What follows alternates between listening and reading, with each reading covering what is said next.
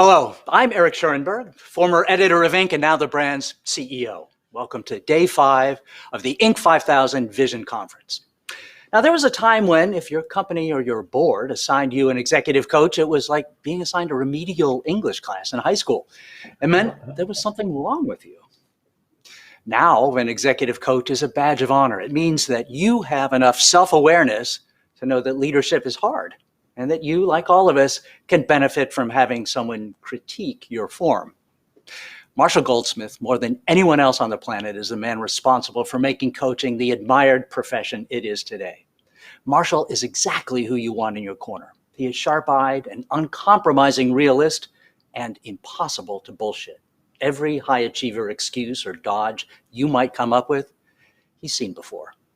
Among his coaching clients are Alan Mulally, the beloved CEO of Ford, Dr. Jim Kim, former president of the World Bank, Aisha Evans, the CEO of Zook, and many more. All of them swear by him for all the reasons I've just mentioned. Oh, and for one other, he is very, very wise. In a moment, you'll see that for yourself. Now, Marshall will speak for half an hour or so and then take questions. If questions occur to you, just put them in the Q&A box and I'll feed them to Marshall after he finishes. Okay, then. On with the show. Ladies and gentlemen, one of the world's top management thinkers, without doubt the #1 executive coach in the world and the author of 3 New York Times bestsellers, Marshall Goldsmith. Hey, thank you so much. Thank you so much. Now, one other thing you left out on my introduction is, years ago I went to a program called Design the Life You Love, put on by my friend Aisha Burcell. And she asked me, who are your heroes? My heroes were kind and generous people like Alan Mulally or Jim Kim or Peter Drucker or Warren Bennis. She said you should be more like them. I decided to adopt 15 people, teach them all I know for free. And the only price is when they get old, they have to do the same thing. Well, I made a little selfie video and I put it on LinkedIn and I thought maybe 100 people would apply and I'd adopt 15 and I'd be a nice old man stumbling through life and they'd laugh at my jokes and take notes. And then they'd get old and do the same thing. I was a little bit off. Over 18,000 people applied for adoption, and now I've adopted about 300 people. It's called the 100 Coaches Program. It's just been wonderful, and I'm very proud to say one of my honorary sons is the ever so distinguished Eric Schurenberg. Yay! So let's get rolling. Now let's talk about my best leadership advice for now. I'm going to talk about leading in today's crazy busy world. And the first thing I'm going to talk about is how hard it is to maintain a sense of focus, how hard it is to maintain a sense of clarity now in the middle of all this chaos, in the middle of so much chaos. And I'm going to begin with some learnings from an interesting source, the Bhagavad Gita. The Bhagavad Gita, probably the world's most famous poem.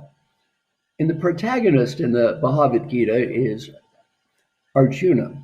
Now, Arjuna is the general, and the charioteer is the manifestation of Krishna. And Arjuna is talking about life is hard. Life is tough. Poor me. I have 2 choices, bad and worse.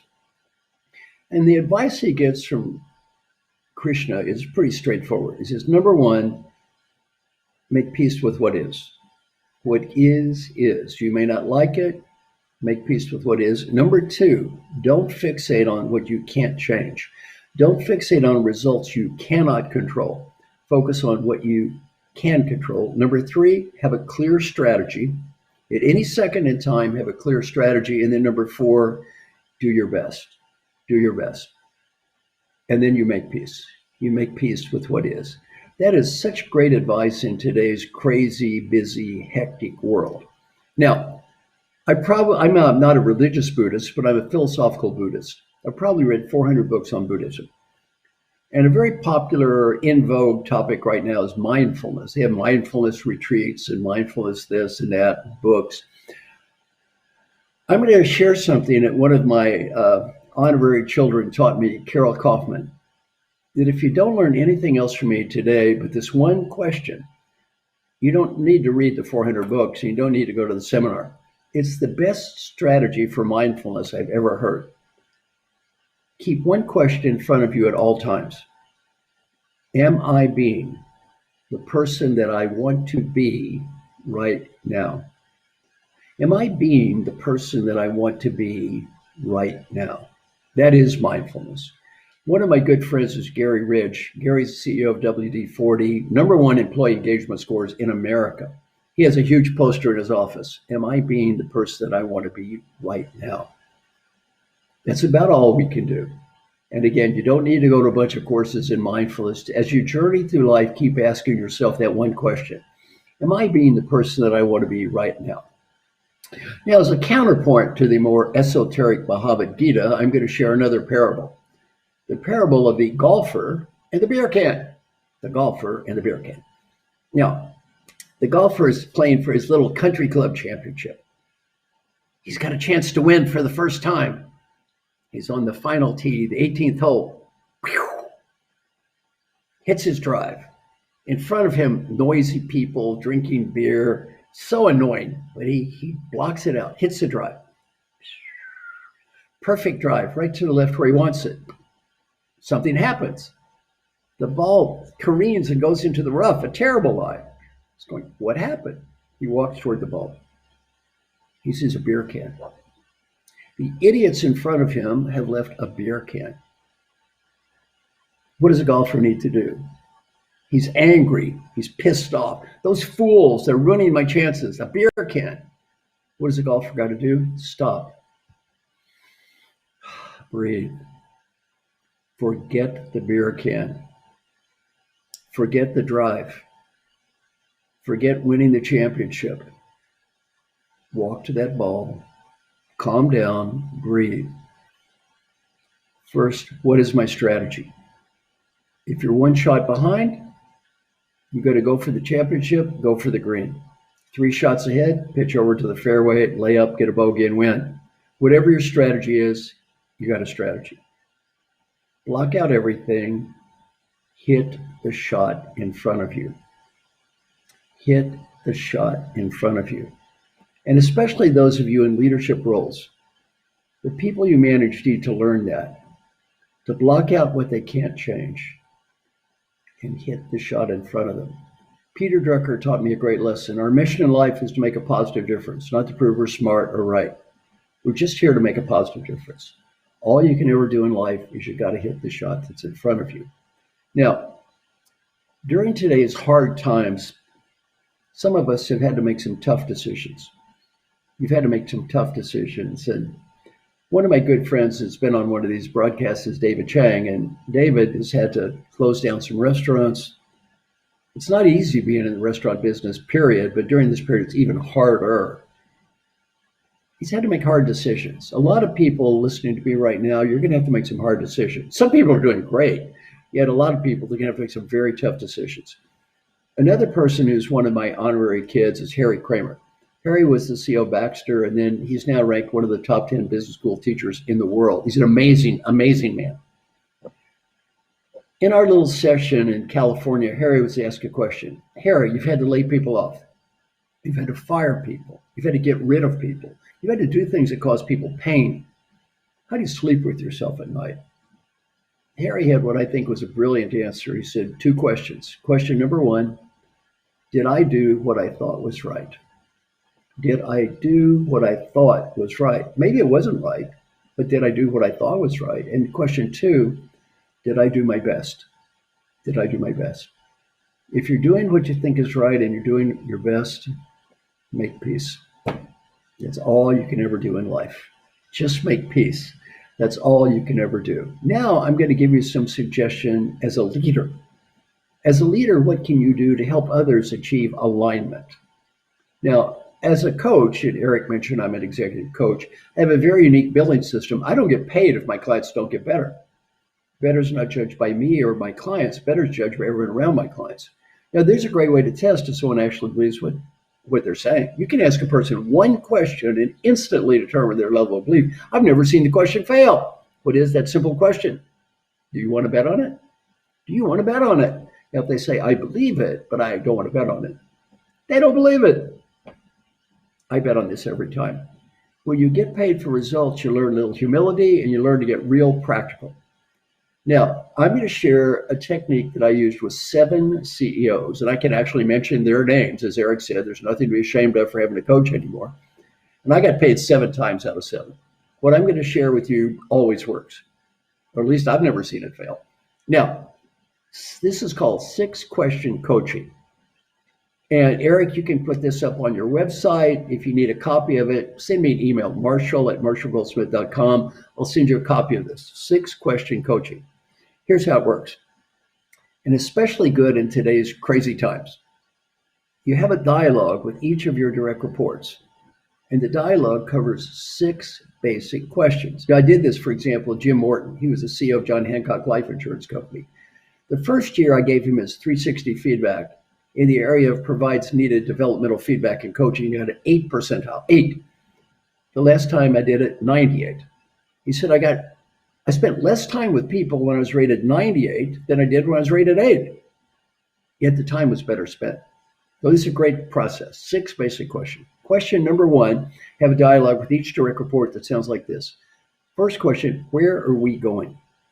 Now I'd say as a leader, here's where I see us going as a larger organization. Then ask a question, where do you think we should be going? Where do you think we should be going? Question number 2, where are you going? I'd say, here's where I see you and your part of the business going, priorities, direction. Where do you think you should be going? Because you want to have alignment 2 ways. One between the big picture and the smaller picture, and 2 is between you and that other person. Question 3, doing well. I would say, here's what I see you and your part of the business is doing very well. And by the way, during these periods of rapid change, very important not to forget positive recognition.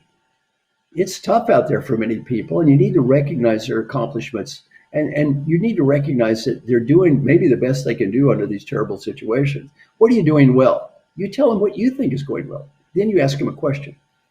What are you proud of? What are you most proud of? What do you think you're doing well? An excellent question for recognition. Why?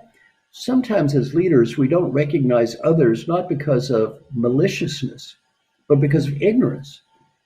We don't appreciate what they've done just because we don't know. You can't read minds. And maybe the person says, you had to make this presentation to the board. You spent all this time over the weekend. The team did.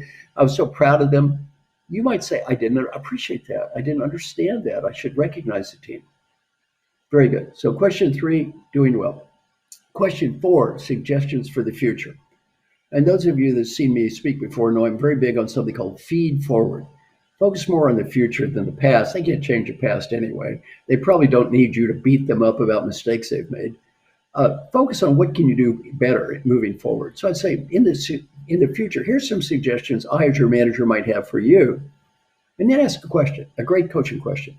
If you were the coach or advisor for you, what ideas might you have for yourself?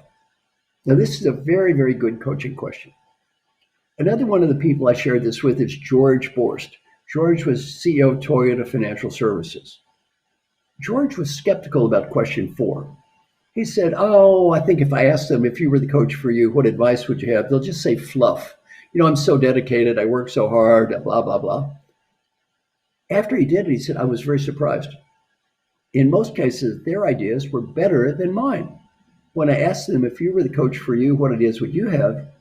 I frequently ended up saying, I like your ideas better than my ideas. Let's just do it your way. Question number 5, a great coaching question. As your manager, how can I help? What can I be doing to help you? And then finally, question 6, as your manager, what ideas moving forward do you have for me?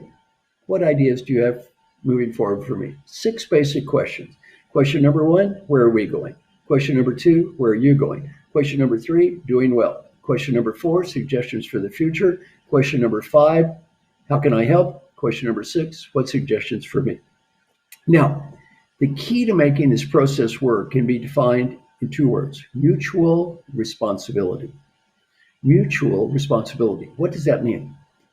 You need to say to each person, I'm going to do my best on an as-needed basis to cover these 6 basic topics with you.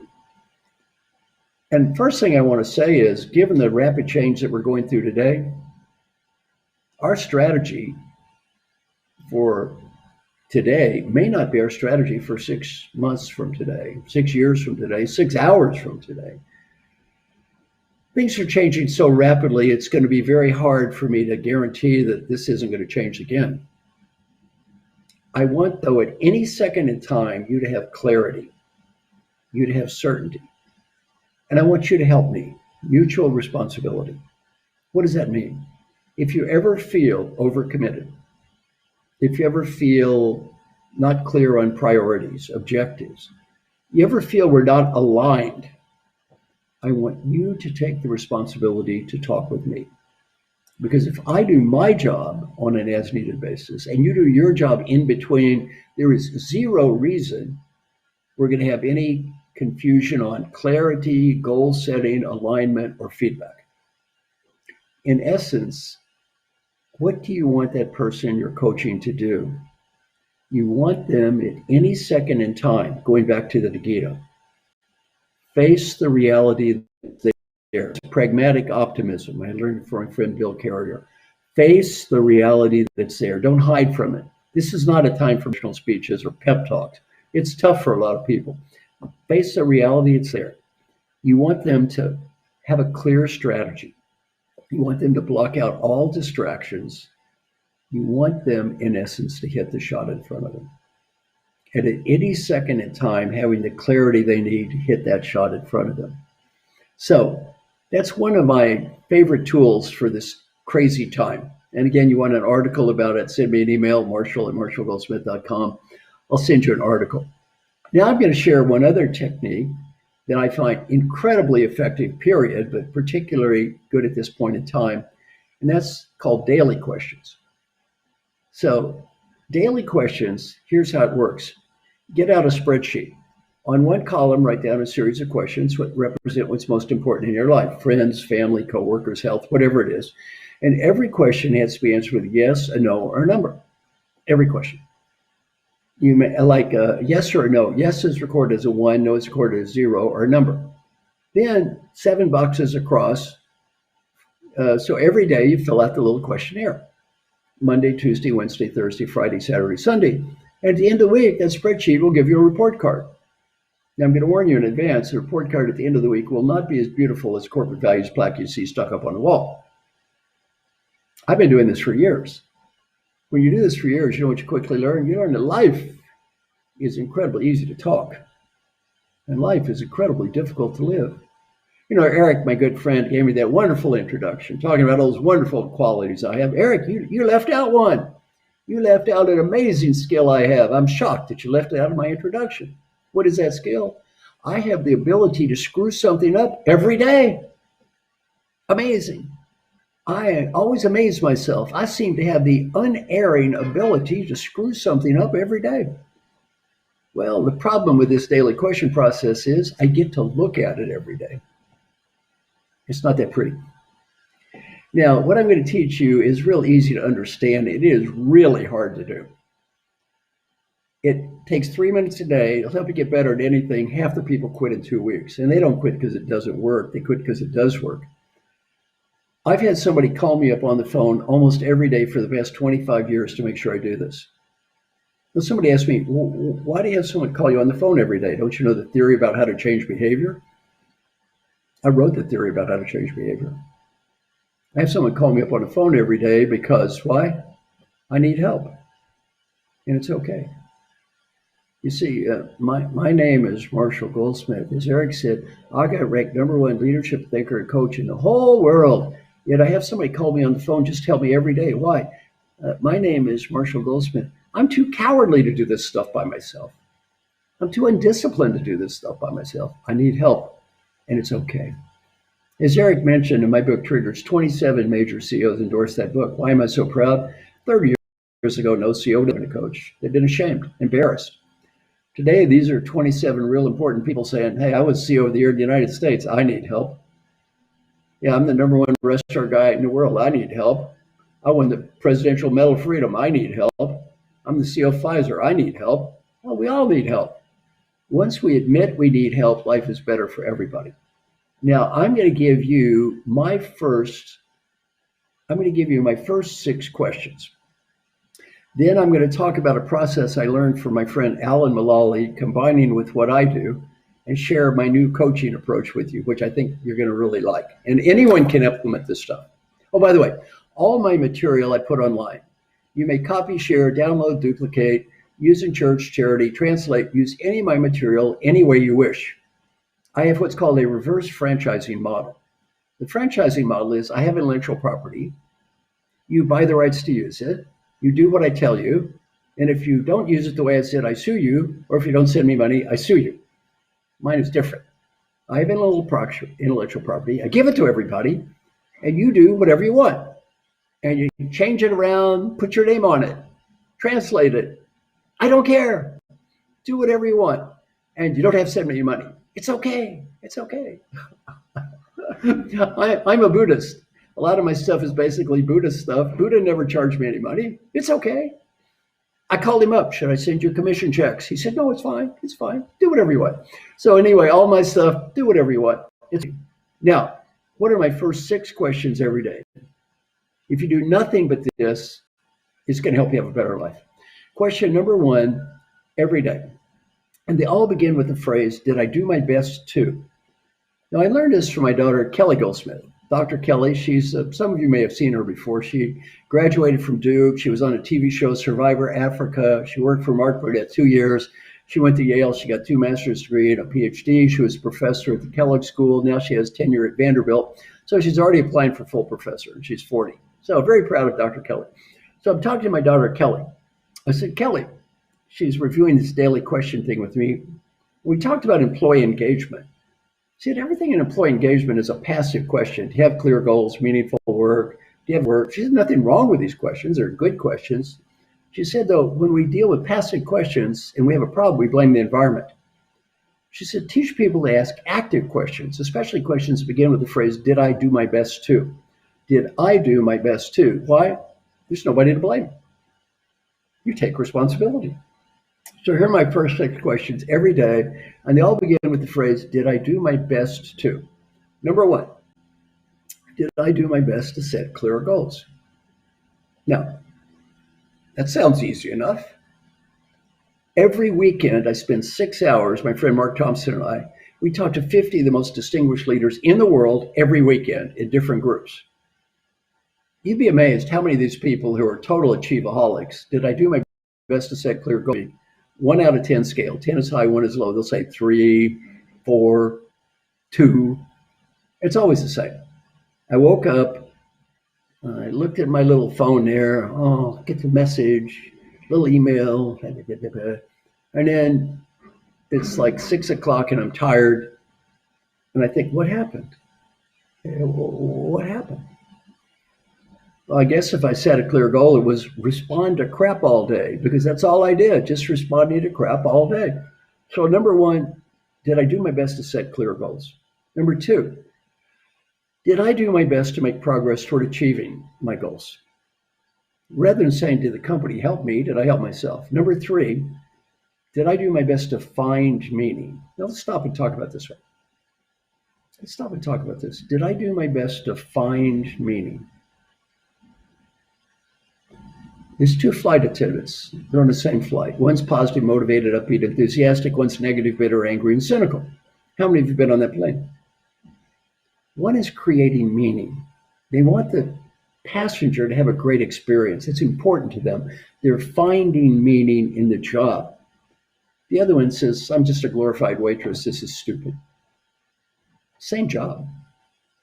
Same employee engagement program. The difference is what's outside, not so much outside.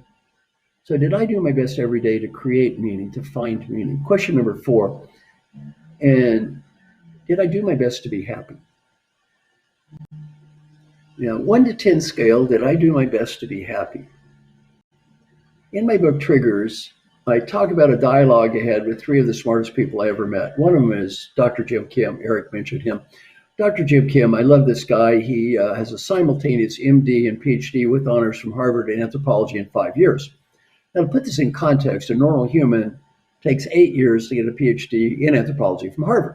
We got one in 5 years, and he got a medical degree at the same time. So when the brains were passed out, my buddy, Dr. Jim wasn't at the back of the line. Dr. Raj Shah, and then he went on to be president of Dartmouth, president of the World Bank, Dr. Raj Shah, age 37, head of the United States Agency for International Development, reported to Hillary Clinton at age 37. He's now CEO of the Rockefeller Foundation.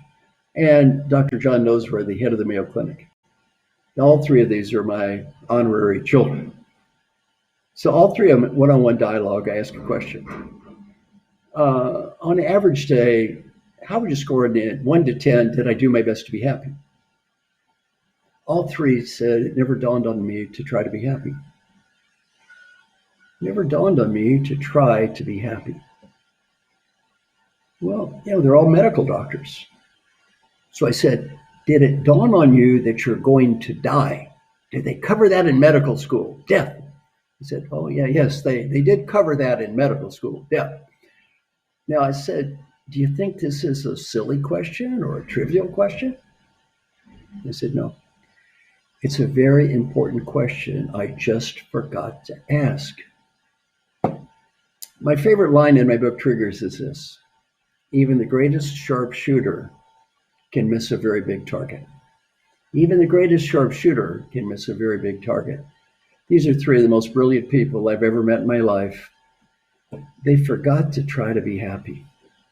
Now, Eric, I'm going to ask a group a question, and I'm going to ask them to put the answer in the chat box or wherever we do to send a response. And all they need is to put in one number.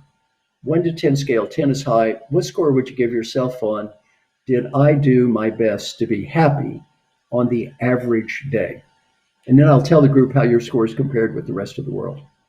So Eric, as you're calculating, I'll talk a little bit more. And then when I get done, I'm going to go back to you and ask you what the scores were. Question number 5 in our 6-question process is this. Did I do my best to build positive relationships? Rather than saying, did other people, were they friendly to me? Was I trying to be their friend? And finally, question number 6, did I do my best to be fully engaged? Did I do my best to be fully engaged? Rather than saying, did they engage me? Did I engage myself? Every day. And I think the best question for engagement is one from Carol Kaufman. Am I being the person that I want to be right now? Am I being that person now? That is engagement. If the answer to that question is yes, you are engaged. The question is yes, you're being who you want to be. The answer to that question is no, you just made a mistake. Am I being the person that I want to be right now? Now, our research on this is amazing. We've done thousands of inputs on this from 98 studies. And what have we learned? Just ask yourself these 6 questions every day. 37% of the people say, I got better at everything later. 67% said I got better on at least 4. 91% said I got better at something, and almost nobody got worse. Almost nobody gets worse. Why? Every day these questions get me to focus on the one thing in life I can control. That one question I have 100% responsibility for. What is it? Did I do my best? I can't blame anybody else on that one. That's all about me. Now, finally, I'm going to put together some pieces. My friend Alan Mulally developed this process called the BPR process, the Business Plan Review process. Alan is probably the greatest corporate leader in the world in the last 30 years. He went to Ford, the stock's at $1.01. He left, it was $18.40. Had a 97% approval rating from every employee at a union company, the United Auto Workers. They love this guy. And he's just a wonderful human being. Alan has a wonderful process called the BPR process. If you want to read a book about this, it's called American Icon. American Icon tells the story of him. He's a wonderful guy.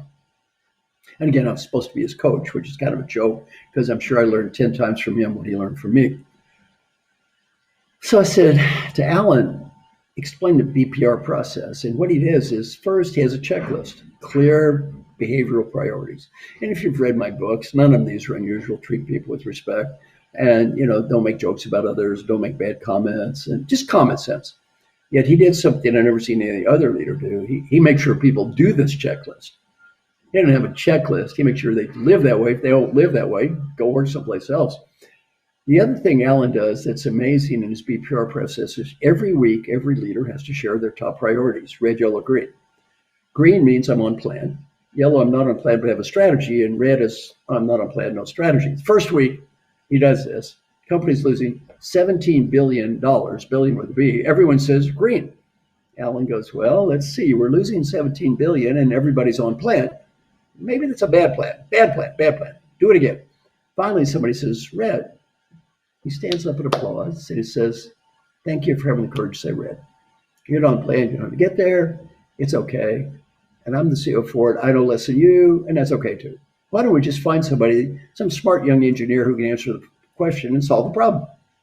Problem solved. Now, I combine my daily questions with Alan's process now every weekend.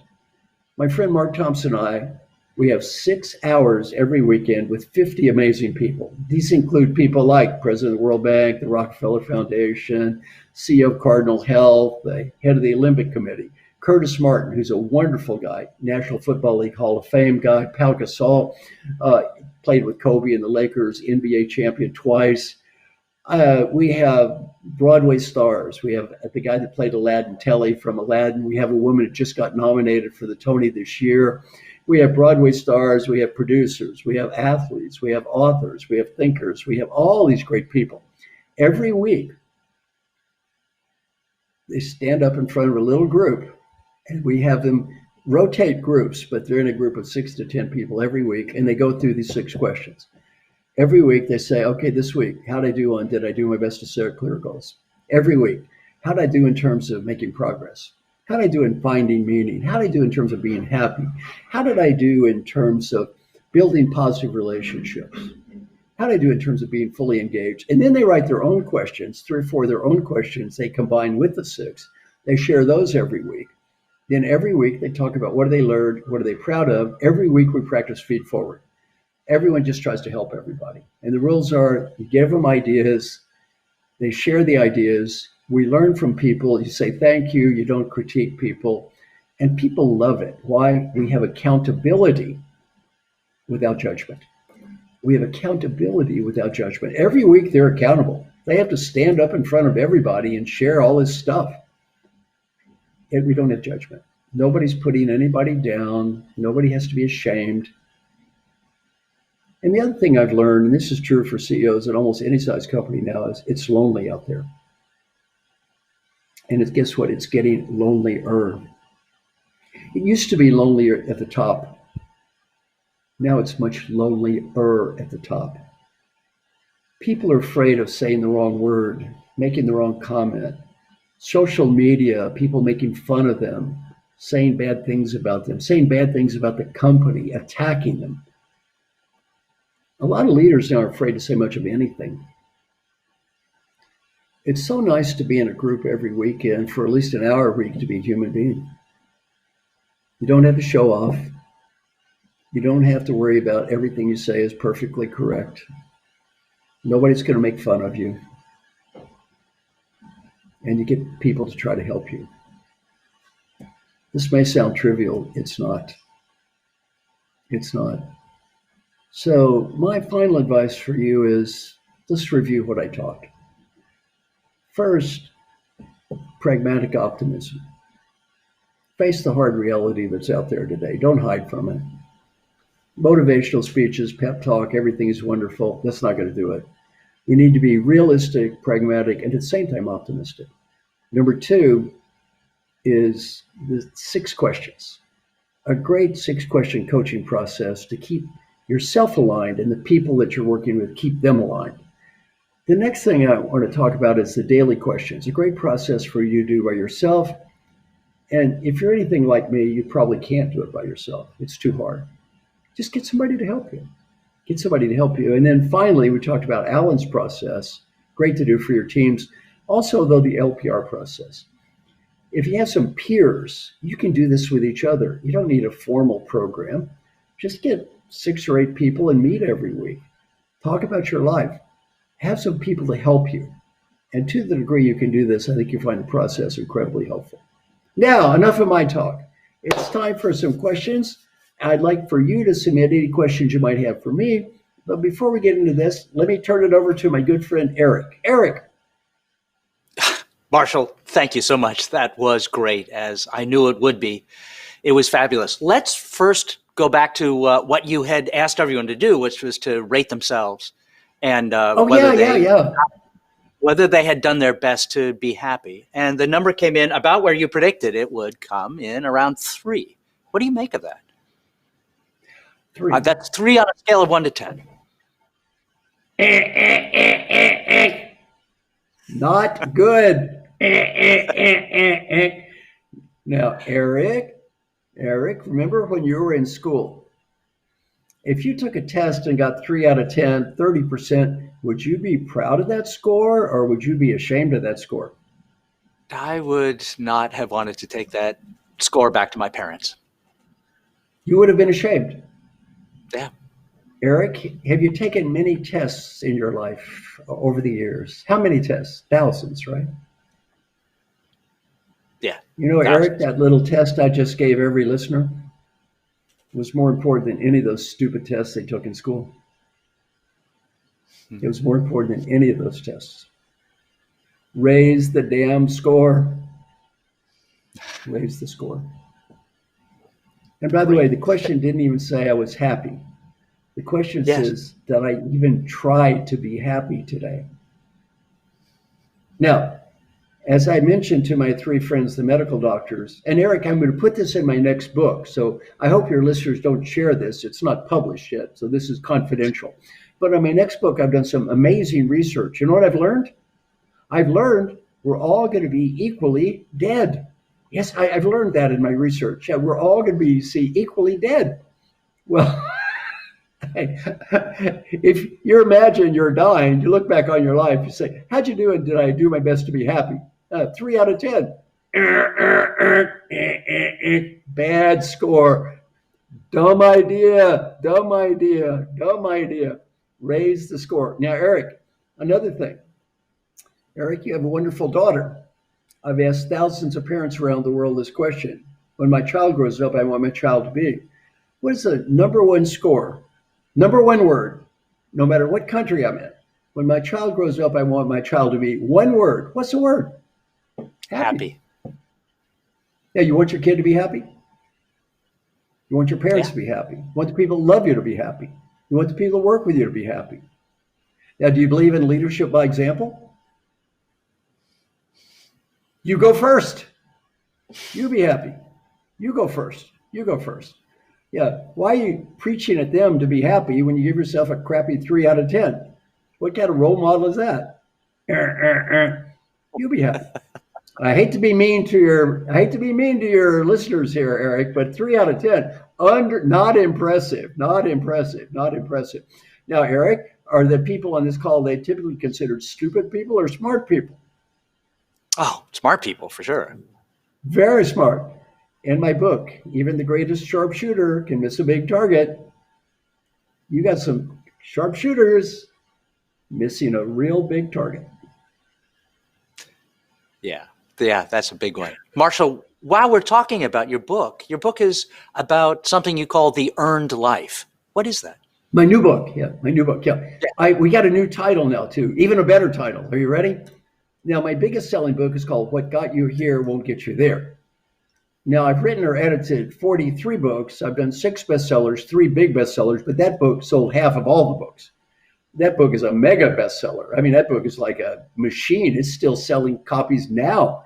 It's been a huge seller. What Got You Here Won't Get You There. The name of my new book is The Price You Pay When You Don't Pay the Price. The price you pay when you don't pay the price. And the book is about 3 themes. Theme number 1 is creating your own life. Because today, more than ever, we have a choice. We can choose where we live, choose our religion, choose our belief system. We can choose people that we marry to. We don't have to stay married. We have choices. Yet with increased choices come increased depression, anxiety. So how do you create your own life in a very positive way? Number 2 is called living your own life. And one of the things I'm going to talk about is the problem with vicarious living. Today, people spend hours and hours of their lives online living someone else's life. I mean, I've looked up the number for the Kardashians. It's mind-blowing. The Kardashians/Jenners. Literally billions of hours have been spent trying to live their life. They don't care about you. They don't really care. Don't live their life. Live your life. And then number 3 is earning the life you live. I get to be around a lot of really mega successful people.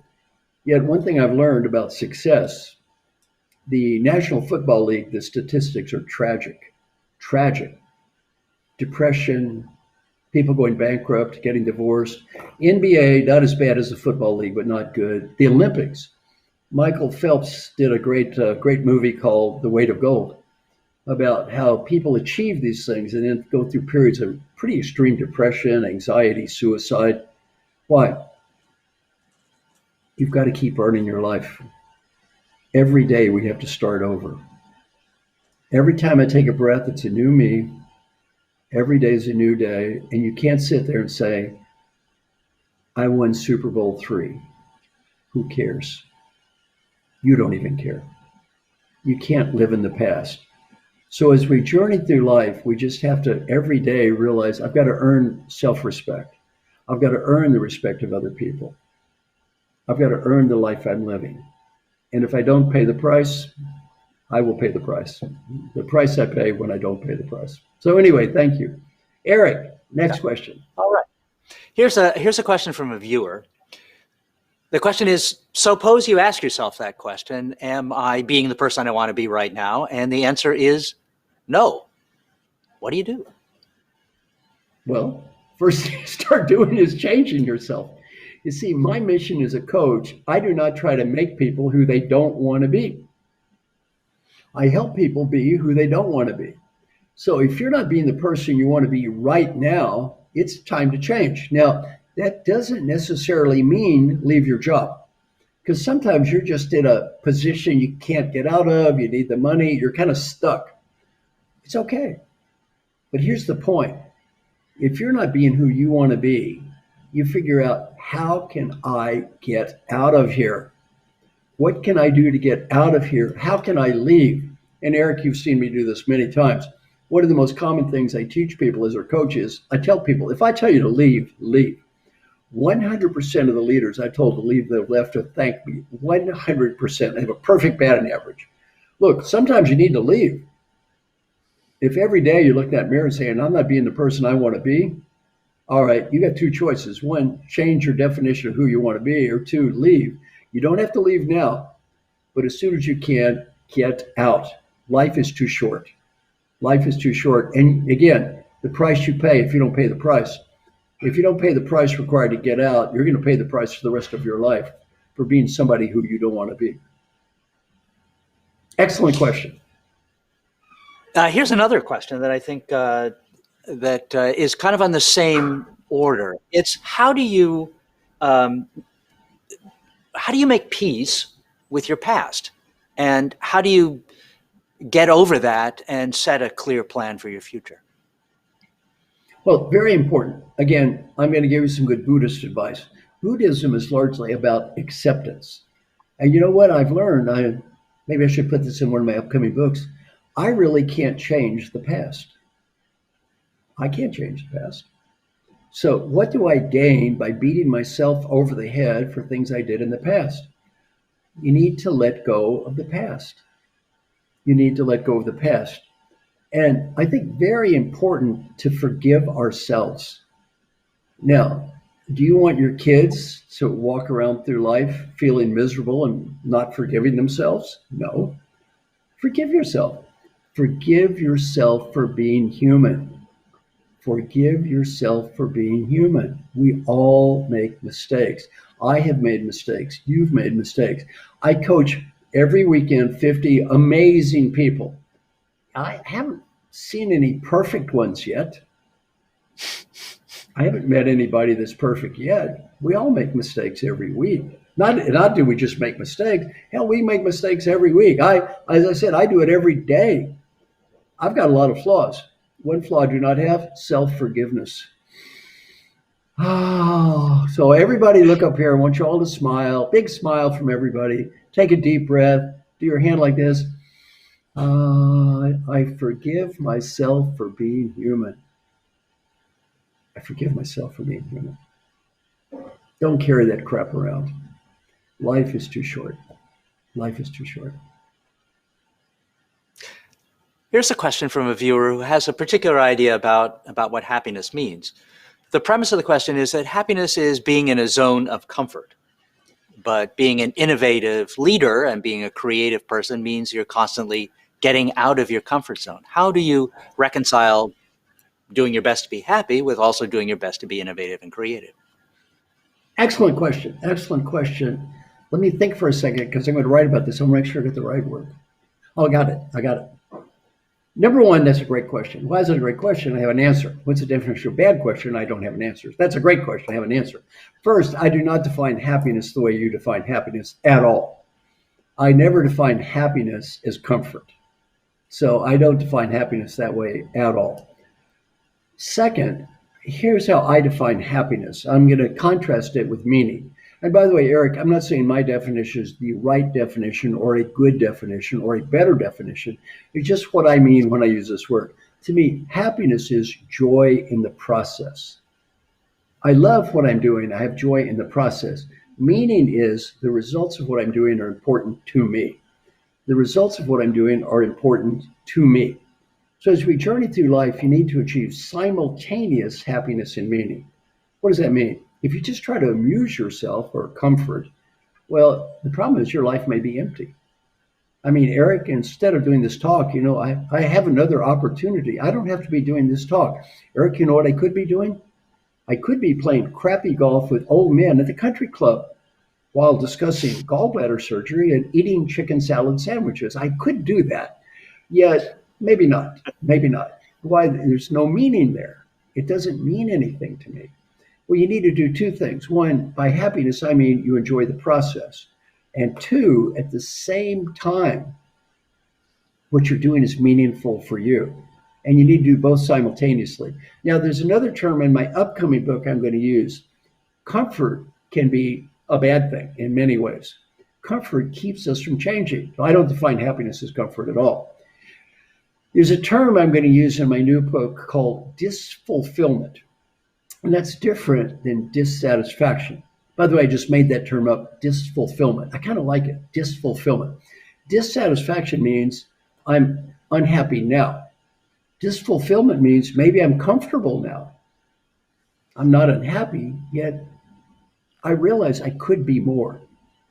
And Eric, if I look at feedback or help I've got in my life, coaching, I have 10 examples in my life that changed my life. They're all around disfulfillment. I was never uncomfortable. I liked what I was doing. Yet somebody pointed out, you can be more. That's what drove me forward. One of them is Dr. Paul Hersey, my old mentor.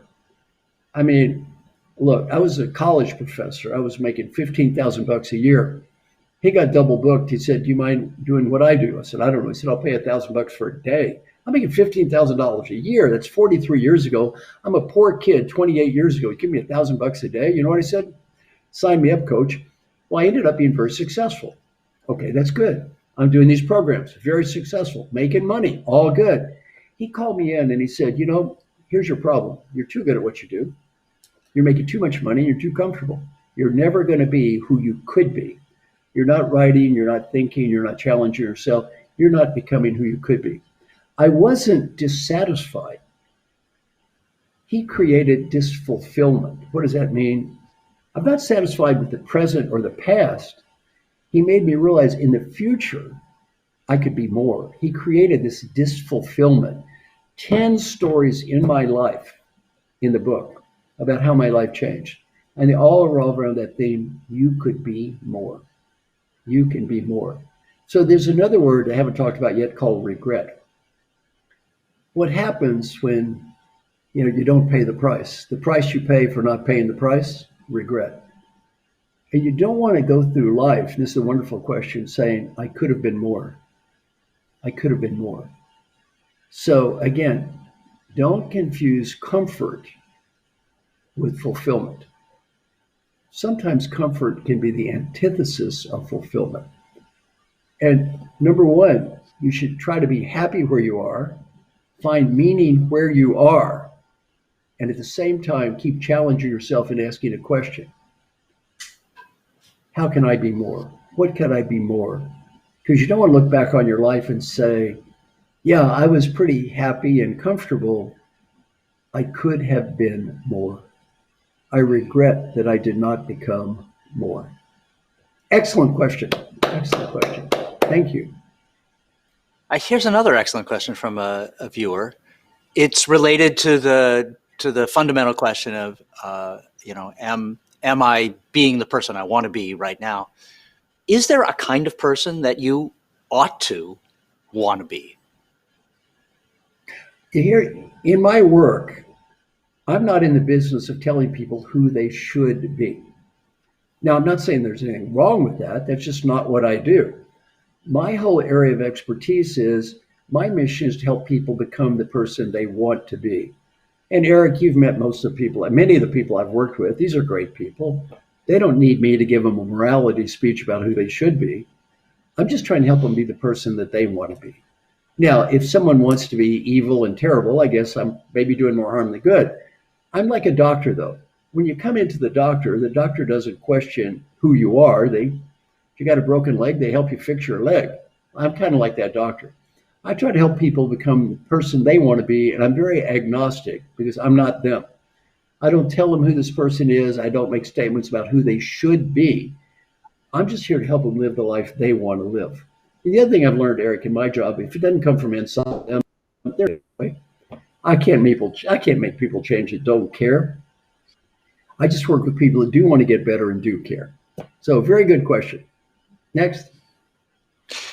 Every entrepreneur eventually comes face to face with an unfortunate part of business, which is that you run into dishonest people, that eventually your vendors will lie to you and people will steal from you. How do you deal with that kind of unpleasantness in the marketplace and still maintain a positive attitude? Number one, you do not let their craziness become yours. You know, Eric, the phrase, he's selling the Brooklyn Bridge. You know that phrase? One of my good friends, Frank Wagner, taught me something. He said, it's better to be the person who buys the Brooklyn Bridge than the person who sells the Brooklyn Bridge. If someone cheats you, okay, you got cheated.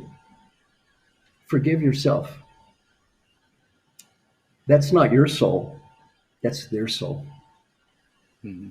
That's not your soul. That's their soul. They cheat you. That's them.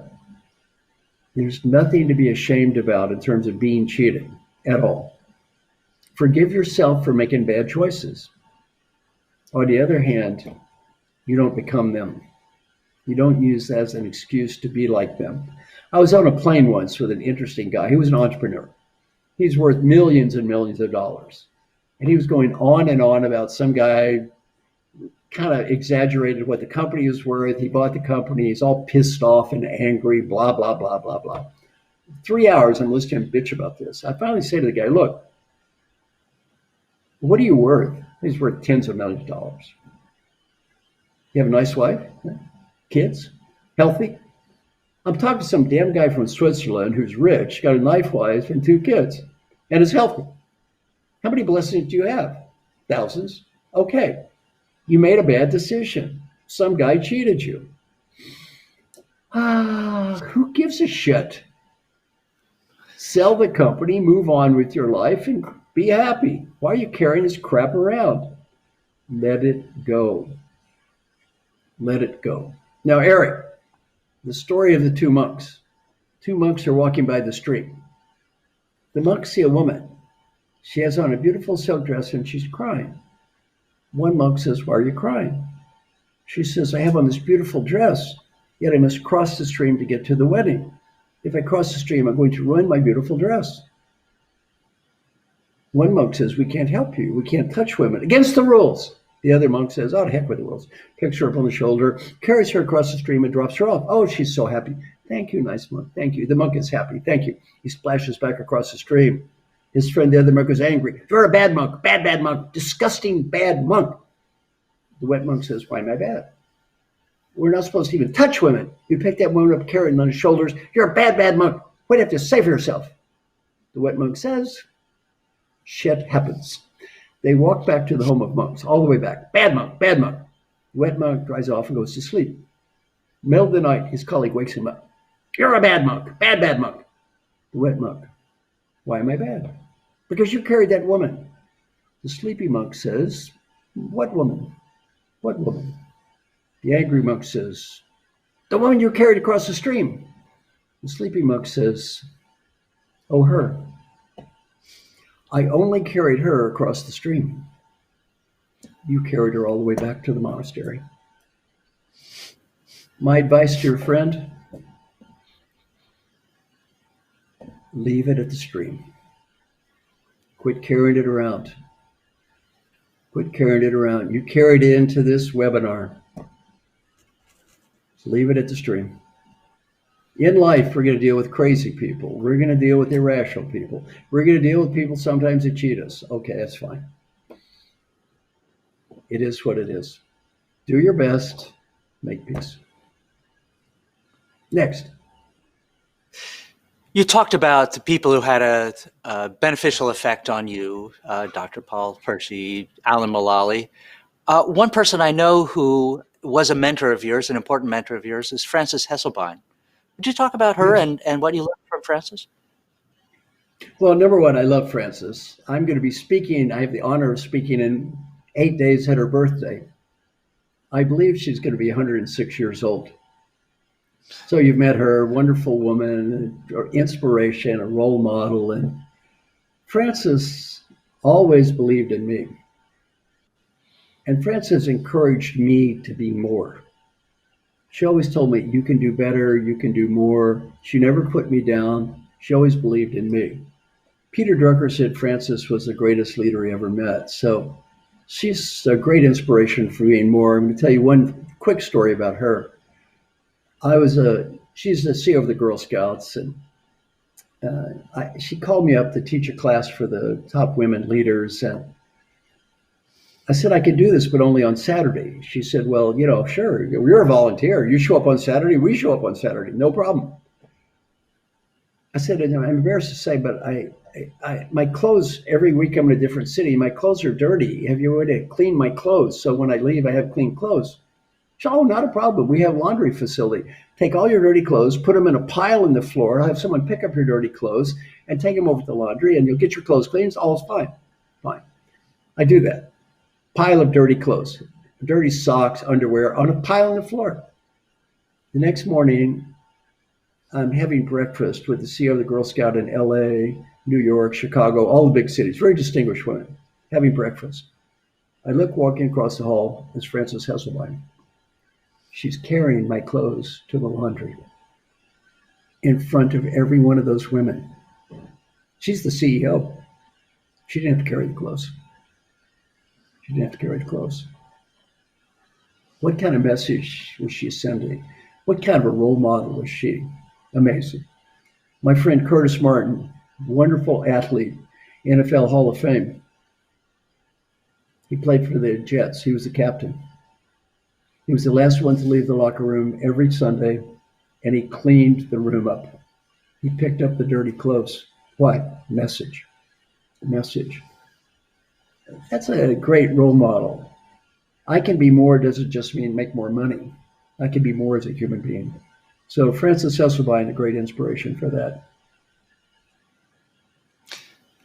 Marshall, we have 2 minutes left, and I'd like to leave them with you to take this opportunity to cap your presentation to this conference of entrepreneurs with your final kind of summation of what it means to be a great leader and how you hold yourself accountable for that. So Marshall, 2 minutes. Take a deep breath. Take a deep breath. I want you to imagine you're 95 years old, you're getting ready to die, and you're on that deathbed, and here comes your last breath. Before you take the last breath, you give it a beautiful gift, the ability to go back in time and talk to the person who's listening to me right now. Help this person be a better leader and have a happy life and better life. What kind of advice would that person have for you? Well, some friends of mine interviewed old people. 3 themes. Theme number 1, be happy now. Not next week, not next month, be happy now. Number 2, friends and family. Although as an entrepreneur, your companies are important, never forget the people you love. Don't forget the people you love. And number 3, if you got a dream, and your listeners are good at this, go for it. Because if you don't go for it when you're 30, you probably won't when you're 80. Business advice isn't much different. Number 1, have fun. At least you're not working for a damn big bureaucratic company that's driving you crazy, so have some fun. Number two, do whatever you can do to help people. And the main reason has nothing to do with money or getting ahead. It's the old you will be proud of you. And number three, go for it. Your life is changing, your world's changing, and do what you think is right. You're an entrepreneur. Sometimes you lose. At least you tried. Old people, we never regret the risk we take and fail. We always regret the risk we fail to take. Look, I have the highest respect for everyone in this call. I've had a guaranteed base salary myself of zero for the last 43 years. I know what it feels like to be an entrepreneur. I know how hard it can be. So I have the highest respect for everyone on this call. And my goal is just to help you have a little better life and the people around you have a little better life. So hopefully today you learned a little bit from me that'll help you have a little better life, and maybe those people you lead, help them have a little better life. Marshall, that's amazing. You did help us all have a better life right now. And I think all of us, if we took a measure of that one question, we would say, yes, we are happy now. Marshall Goldsmith, thank you so much. And everyone else, thank you for being part of the Inc. 5000 conference. Marshall. Thank you. Thank you. Thank you. Thank you.